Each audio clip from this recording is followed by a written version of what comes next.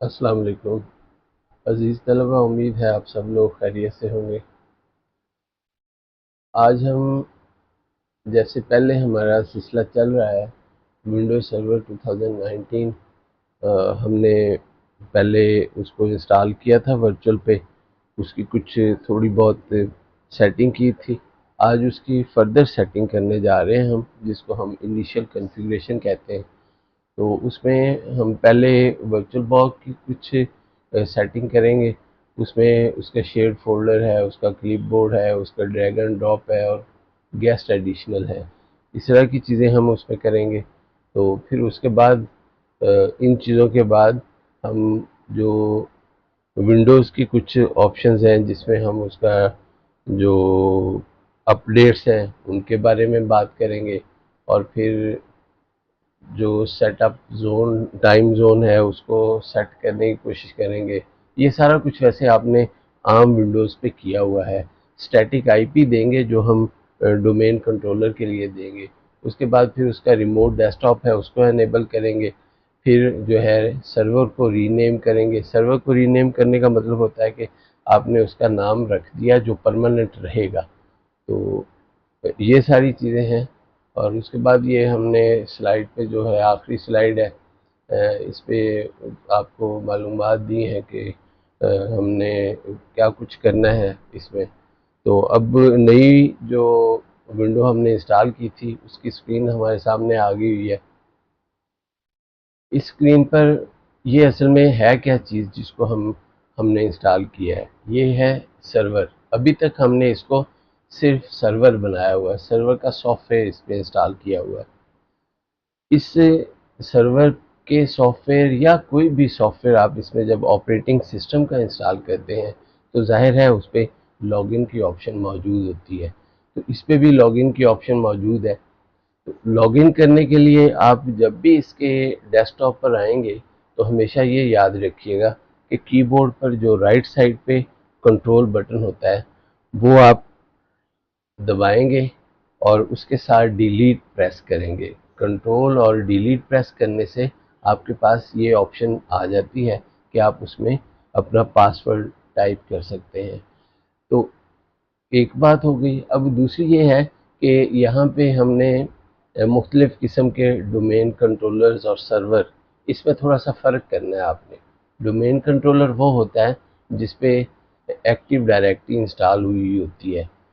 Active directory वो होती है जिसमें कंप्यूटर्स और यूज़र की सारी मालूमात होती हैं। उसमें यूज़र की लिस्ट होती है कि फ़लाँ फ़लाँ यूज़र इस पे लॉगिन होता है, उसकी सारी इंफॉर्मेशन उस पे मौजूद होती है। इसी तरह जो जो कंप्यूटर उस नेटवर्क पे मौजूद है वो 100 हैं, 50 हैं, 200 हैं, वो सारे के सारे उस पे मौजूद होते हैं, उस पे वो सेव होते हैं। तो इस तरह ये सारी मालूमात हमें डोमेन कंट्रोलर से मिलती हैं। लेकिन जब दूसरी बात हम करते हैं सर्वर, तो सर्वर और डोमेन कंट्रोलर में फ़र्क होता है। सर्वर जो है वो एक्टिव डायरेक्टरी की सहूलत उस पे मौजूद नहीं होती और वो मेंबर सर्वर कहलाता है। डोमेन कंट्रोलर के अंडर वो चलता है। डोमेन कंट्रोलर जो है उसके नीचे चाइल्ड डोमेन कंट्रोलर भी होते हैं। चाइल्ड डोमेन कंट्रोलर जो हैं वो अपने अपने छोटे, उसके नीचे वाले छोटे जो नेटवर्क हैं उनको हैंडल करते हैं। वो कई सारे हो सकते हैं। उनको जब आप करते हैं तो उसमें जो उसको करने से फिर आप फर्दर ये करते हैं कि मुख्तलिफ नेटवर्क उससे एक्सेस कर सकते हैं। तो अभी ये सारे एक हायरार्की थी जो आपको समझाई है। इसके बाद अब हम लॉगिन करते हैं उस सर्वर पर जो अभी हमने बनाया और उसकी इनिशियल कॉन्फ़िगरेशन करते हैं। तो ये अभी हमारे सामने सर्वर खुल गया है। इस सर्वर पर जो ऑटोमेटिकली एक स्क्रीन खुलती है उसको सर्वर मैनेजर कहते हैं। तो सर्वर मैनेजर पर कुछ चीज़ें होती हैं जो बाय डिफ़ॉल्ट वो दिखाता है शुरू में कॉन्फ़िगरेशन के लिए। कॉन्फ़िगर दिस लोकल सर्वर, उसमें 4-5 चीज़ें दिखा रहा है। ऐड रोल है, रोल आप ऐड कर सकते हैं। उसमें सर्वर मैनेजर जो है उसको आप मैनेज कर सकते हैं। क्रिएट सर्वर ग्रुप बना सकते हैं नए सर्वर। जैसे मैंने बताया था कि आप अगर डीसी कंट्रोलर के नीचे मुख्तलिफ कंट्रोलर होते हैं तो ये सारा एक फॉरेस्ट बनता है। तो यहाँ पे आप connect this server to cloud service के साथ इसको अटैच कर सकते हैं। तो ये सारी चीज़ें आपको इस सर्वर में मिलेंगी। इसमें अब फर्दर ये है कि हम इसको अभी जो ये सारी कॉन्फ़िगरेशन करनी है हमने, तो इसमें हम लोकल सर्वर की कॉन्फ़िगरेशन करेंगे। आप देखेंगे इसमें ये जो है चेक स्टार्ट है, और ये और इसमें कुछ चीज़ें हैं जो इसके बारे में लर्न मोर है। तो ये सारी चीज़ें जो अभी हमने आपको डिटेल से बताई हैं, ये उन सब के लिंक्स हैं यहाँ पे, यानी आप ग्रुप सर्वर का ग्रुप क्रिएट कर सकते हैं। तो और इसी तरह कनेक्ट दिस सर्वर को आप क्लाउड सर्विस से कनेक्ट कर सकते हैं। तो ये सारी चीज़ें करने के बाद फिर हम लोकल सर्वर पे जब क्लिक करते हैं तो लोकल सर्वर की हमें वो सेटिंग दिखा देता है। तो अभी हम इसमें जो है वर्चुअल बॉक्स की कुछ चीज़ें पहले देख लेते हैं। तो उसके लिए हमें ऊपर डिवाइसेस में जाना होगा, और डिवाइसेस में वो हमें दिखाएगा कि हम क्या क्या चीज़ें उसमें देखेंगे। उसमें 3 चीज़ें हैं जो हमें करना है बुनियादी तौर पे। उसमें शेयर फोल्डर किया जाता है, फिर क्लिपबोर्ड को बाई डायरेक्शनल किया जाता है, ड्रैग एंड ड्रॉप को बाई डायरेक्शनल किया जाता है। इसका मकसद ये है कि जो आपके होस्ट मशीन की चीज़ें हैं वो आप यहाँ पे वर्चुअल मशीन में शेयर कर सकें। तो इसी तरह शेयर फोल्डर में अगर कोई चीज़ रखते हैं तो वो इधर वाली उधर आप देख सकते हैं, और उधर वाली यहाँ पे आप देख सकते हैं।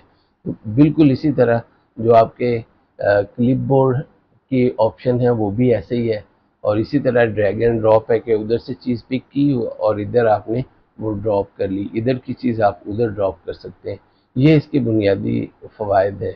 इसके बाद फिर इसके नीचे एक ऑप्शन है जो गेस्ट एडिशन की है। गेस्ट एडिशन जो है वो आपको असल में एक सहूलत देता है कि जब आप इसको क्लिक करते हैं तो आपके जितने फीचर वर्चुअल बॉक्स के हैं वो सारे के सारे सीडी की शक्ल में आपको एक्सेसिबल होते हैं। आप अपने इस वर्चुअल मशीन की जब आप एक्सप्लोरर में जाते हैं, फाइल एक्सप्लोरर में, तो वहाँ पे आपको सीडी नज़र आ रही होती है। उस पर आप क्लिक करते हैं तो जो इसके फीचर हैं वर्चुअल बॉक्स के वो आपको उसमें मिल जाते हैं। उसके कुछ एप्लीकेशंस होती हैं, ऐप्स होते हैं, कुछ और यूटिलिटीज़ होती हैं जो आप वहाँ पे जाके वो एक्सेस करके चला सकते हैं। तो अब हम लोकल सर्वर की जो सेटिंग है उसको चेक करते हैं। इसको थोड़ा बड़ा कर लेते हैं। इसमें आप देखें कि ये चीज़ें मौजूद हैं जिसको जिसमें से हम सबसे पहले जो है वो इसके अपडेट्स करेंगे। ये विंडोज़ के अपडेट्स हैं। इसकी सेटिंग में ये एक्चुअली है इनिशियल कॉन्फ़िगरेशन। इस इनिशियल कॉन्फ़िगरेशन में सबसे पहली सेटिंग ये हमने पहले भी किया हुआ है, जो डीएई के बच्चे हैं उनको पता है कि इसमें जब हम किसी सर्वर को इंस्टॉल करते हैं तो उसकी इनिशियल कॉन्फ़िगरेशन टूल आईसीटी इसको बोलते थे हम, पिछले जो सर्वर 2008 था उसमें। तो यहाँ पे हम विंडोज़ अपडेट पे अगर क्लिक करते हैं तो वो चूँकि ये मशीन हमने पहले कॉन्फ़िगर की हुई है तो इसमें क्लिक करने से वो आपको दिखाएगा कि ये आज हमने इसको अपडेट किया था। लेकिन फर्दर जब आप इस पर क्लिक करेंगे तो आपको वो उसका स्टेटस दिखाएगा। अभी इसमें एक एरर आ रहा है तो वो एरर दिखाएगा।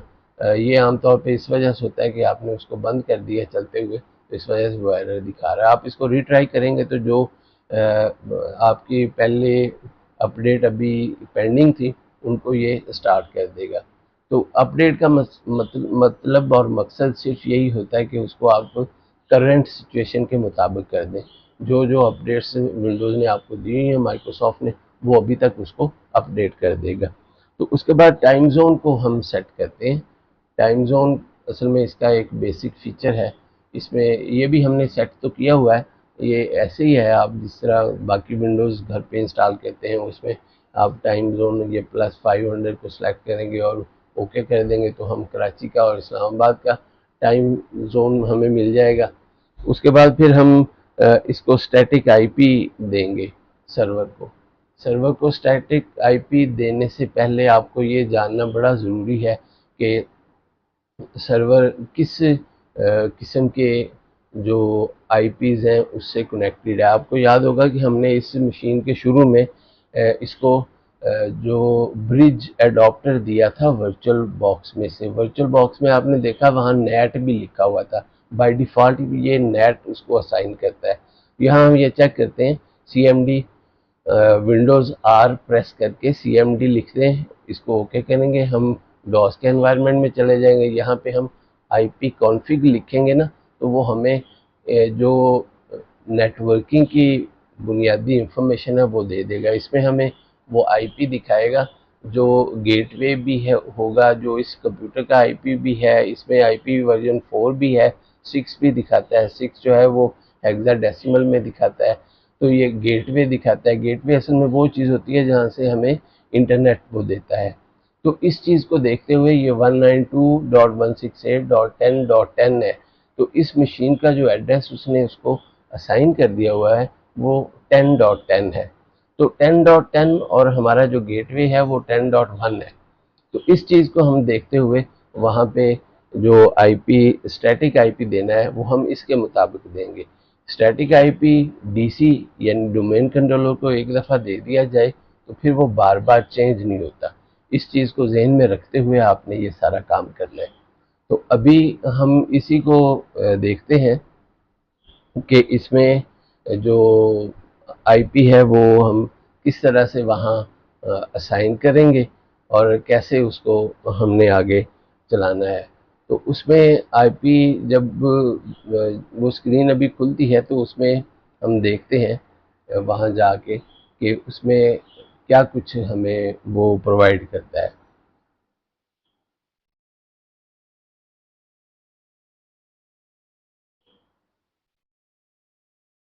तो इस चीज़ पे हम जब इसको स्क्रीन को बंद करेंगे तो हम देखते हैं वहाँ कि इसमें ये गेटवे देने के बाद यही गेटवे हमने वहाँ भी देने हैं। तो ये आईपी आपको चाहिए कि जब आप ये सेटिंग कर रहे हैं तो एक जगह नोट कर लें या इसको याद रखें ताकि वहाँ पे गलती ना हो। वहाँ पे गलती होगी तो आपका ये जो सर्वर का यहाँ आइकन है वो आपको दिखा देगा। इस पर हम क्लिक करते हैं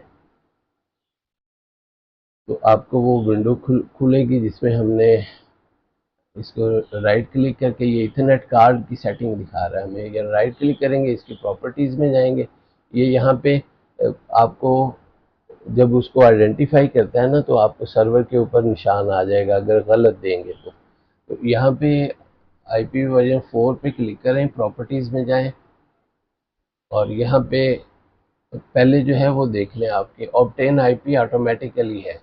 तो इसको दोनों पोर्शन में ऐसा है, जहाँ पे DNS है वहाँ भी है। तो यहाँ हम एक IP दे देते हैं 192.168। ये इधर से देख के जो आपका CMD में दिया हुआ है उसके मुताबिक हम इसको करेंगे। तो यहाँ पे 192 और 168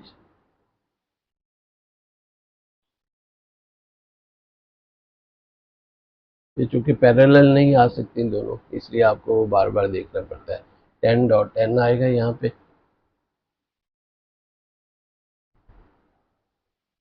उसके बाद आप टैप करेंगे ना तो ये जो इसका नेट मास्क है ये ऑटोमेटिकली उसको ले जाता है, सबनेट मास्क जो है। तो यहाँ आप इसका जो गेटवे है वो 10.1 देंगे जो हमारे होस्ट कंप्यूटर का है।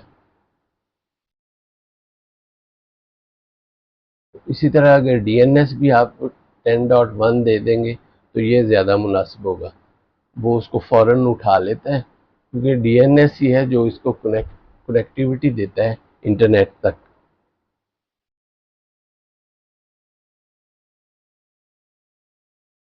तो यहाँ इसको ओके करते हैं हम, ये भी ओके कर देते हैं, क्लोज।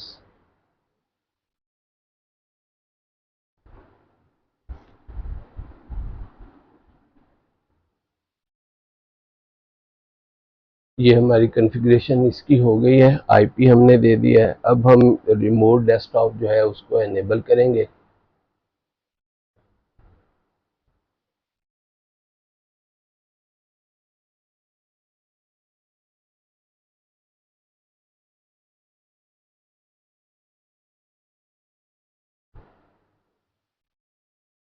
रिमोट डेस्कटॉप पे क्लिक करते हैं, इसकी हम ये डोंट अलाउ लिखा हुआ है, हम इसको अलाउ करते हैं। इसकी और भी कई सेटिंग्स होती हैं, ये कि बुनियादी तौर पे ये सेटिंग ज़्यादा ज़रूरी है, ये इब्तदाई तौर पे ये दी जाती है। और इसको ओके कर दें, फिर इसको हम ओके कर देंगे, अप्लाई और ओके।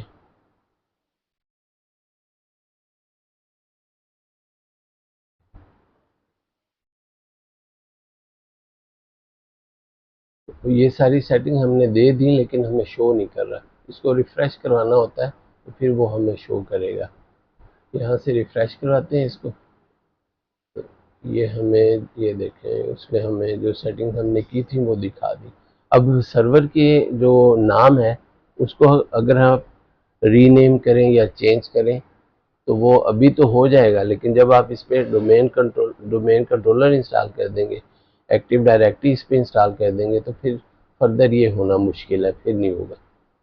तो अभी इस पर क्लिक करते हैं, इस पर डिस्क्रिप्शन आ गई है, चेंज में जाते हैं। चेंज में हम वो नाम ये दिया हुआ है, इसको हम ओके कर देते हैं, क्योंकि पहले दिया हुआ है इसमें हमने विंडोज सर्वर 2019 DC1 लिखा हुआ है, और ये हमारा डोमेन कंट्रोलर होगा। इसको हम इधर ही ओके कर देते हैं।